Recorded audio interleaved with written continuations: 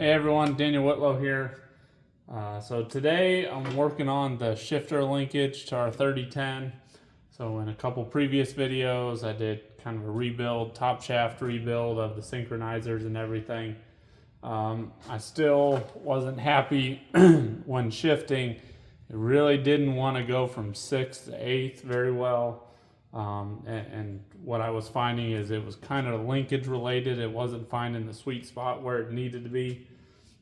So I tore this all apart. Now granted, I didn't take videos of taking it apart, but I think maybe we'll use that to our advantage here, and I'll talk about kind of how it works and why you really want to take it down to this level if you're going in and inspecting or replacing anything.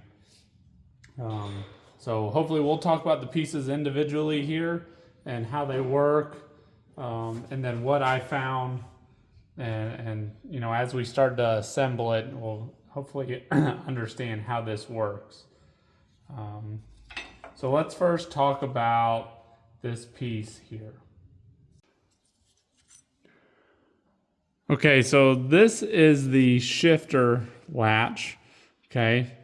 And I got the old one here, I got a new one here. So the shifter latch sits down in between these lugs and a pin goes through it. And what you'll see in a few minutes is that when you're shifting, your lever, so to speak, is engaged through here, and it's moving this latch back and forth. And then this interfaces with various grooves in the drums, say here. Okay, and so what will happen, or happens over time, is this latch gets a little bit worn where it is rubbing in the drum. So say, for instance, right there. So it doesn't look like much, but you know, a little wear goes a long way in this system.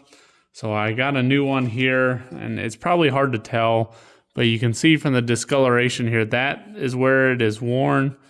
Primarily just there. Everything else seems okay. So a little wear on the backside here, but I got a new one. And one thing that is interesting is, if I can put these side by side, is the new one actually seems to be just a little bit thicker. I'm curious to see how that works out, because it's actually pretty tight in here. So that one's okay. But anyway, to get the old pin out, boy, that was a doozy. I guess first, it has a little bit of wear on it too, but not much. But I went ahead and ordered a new pin, because again, that latch is rotating on it, so it wears just a little bit. I heated this up, and you know, through like here, I tried pounding on it to get it out, and man, it was just a bear to get out. I heated this all up trying to get it loose and free and whatever. And even when I went to put the new pin in, it was still very tight. I ended up taking a little rat tooth file, trying to get it down there and clean that out. So this piece is really hard to see until you know you have it taken apart. So we will go ahead and get this piece put back in. I'll get a cotter pin for this, and then we'll start talking about the drums and the main bolt that goes through here. Okay, so we'll start to put the drums in here, and this is your main bolt that goes through it. So I kind of wanted to show this without the drum so everyone could understand. You've got kind of a bolt, but it's a stud with the threads on it. The threads go through to the back side, and then on the back side, you're going to have a lock washer and a nut that will tighten up later. And you can do that from the back side over here, from underneath the dash. All right. So there's no bushing or anything like that in here. This is strictly just a bolt going through. However, there are bushings in each of the drums that you can replace. I'm not sure if I'm making it up in my head or not, but I had it in my head when we bought this tractor. The guy said that these had been replaced. They seem pretty tight, so I'm not replacing them, but it was obvious to me that this piece here, as hard as this pin was to get out, I don't think that was replaced. So this goes in real tight.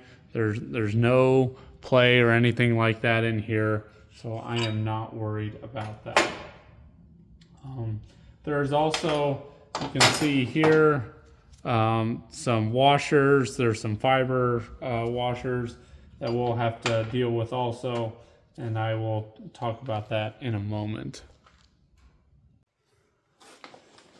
So one thing I should have said was it's important when we get this all together is that for this shifter, this ends up in this groove here.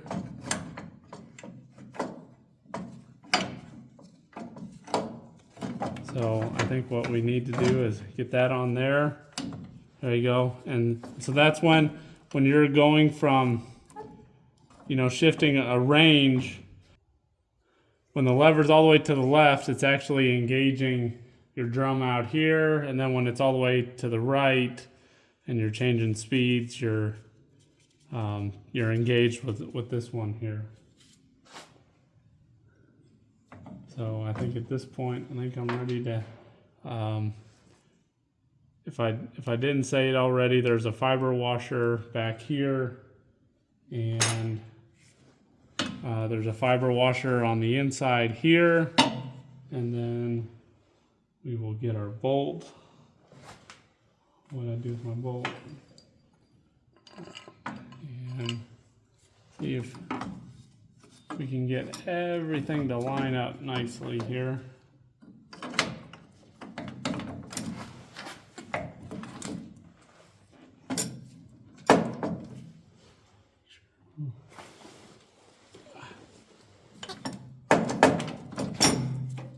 Okay. Now, I use a headlamp and got that last fiber washer.